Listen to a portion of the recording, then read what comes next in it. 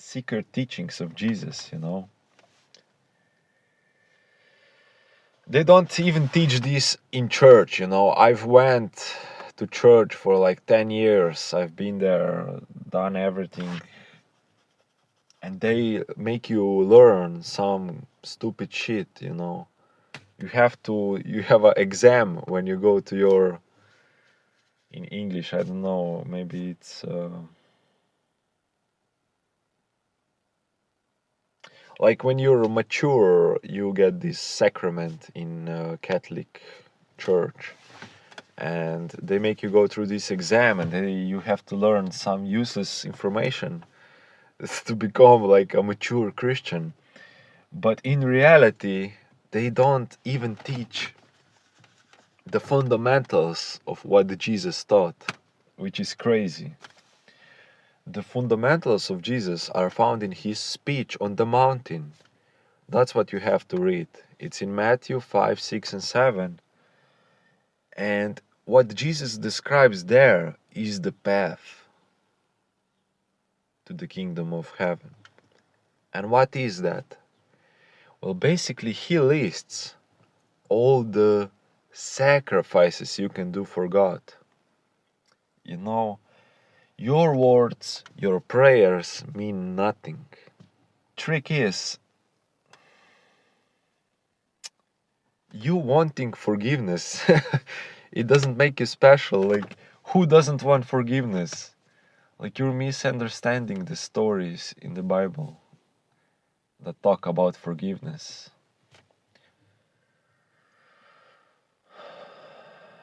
The main story in the Bible is the story about forgiveness, is the story about the prodigal son.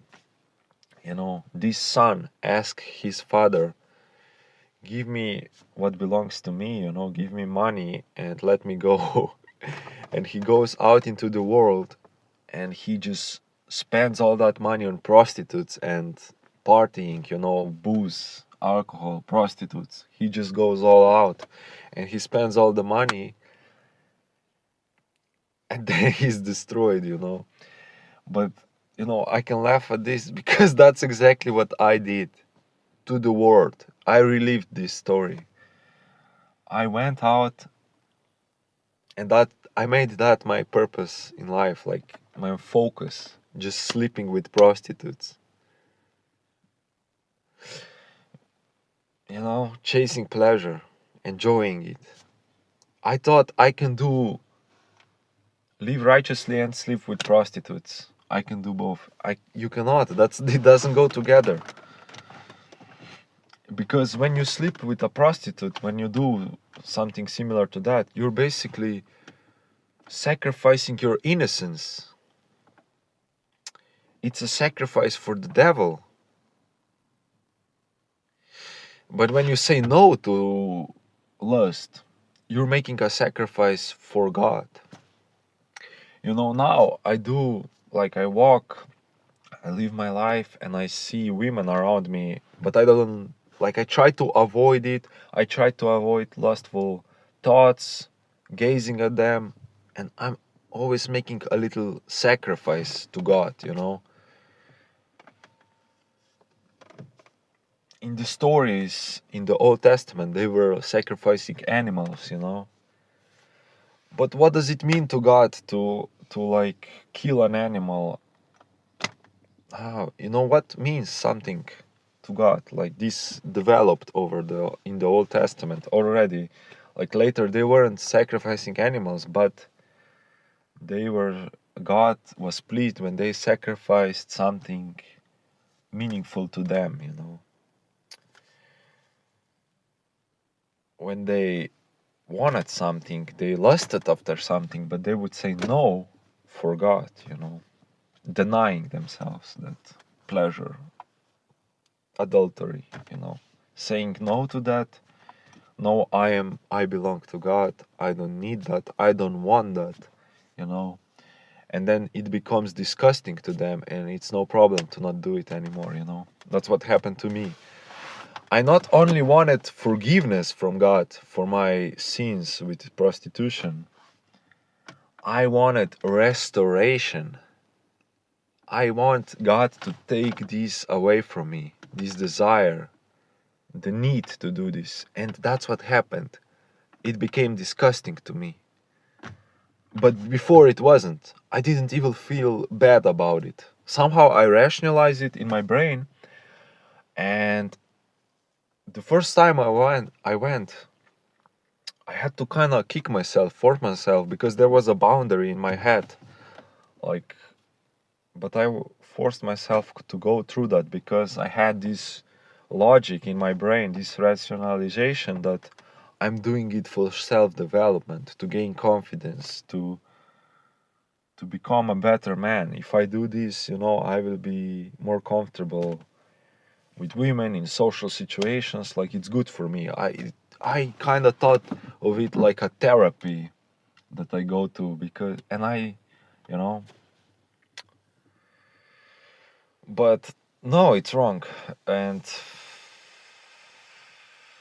at first I didn't feel that good about it, but then your conscience gets quieter, which is crazy, and then you're damned. Luckily, I'm listening to this Christian content. I'm trying hard, and then, I realize this is bad. But maybe somebody wouldn't realize, and like, you can get trapped by this sexual sin or drugs, and you just can't escape it if you don't turn to God.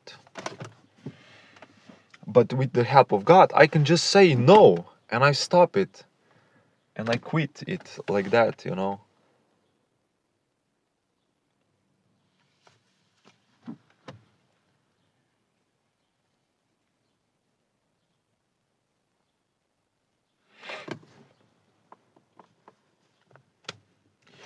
So yeah, if you want next level power, to get disciplined, to have God dwell in you, do those sacrifices Jesus described in his speech on the mountain, many different ways you can do sacrifices for God. But without sacrifice, you will not have a relationship with God. That's what it means, relationship with God, that you do something. Just like a wife needs to do for a husband. She needs to be loyal to him, not mingle with other men. And she needs to sacrifice for him, like to do work around the house, like basic tasks. A husband will not ask a lot, like just do those basic tasks, you know. And husband also needs to take care of wife, like he's not some dictator or king, but he also has to sacrifice. But God is above everything, above his wife, above everything. God is in the first place, And you have to live that. You have to show that with actions by sacrificing to God. Like, your intentions need to be, I'm doing this for God. But you will get tested with tough situations. And in those tough situations, that's where it will come out who you are, where your allegiance lies. What is really important to you, What is your foundation? What is the center of your life? You will get tested, and those are the moments that count. So always listen to your conscience. Do sacrifices for Jesus, and this is how you rise above, above this life of demonry and hell and all this stupid shit. You are ruled by Satan. Do you want to be ruled by Satan? I don't. I want, be with God. have a covenant with him instead of a covenant with the devil.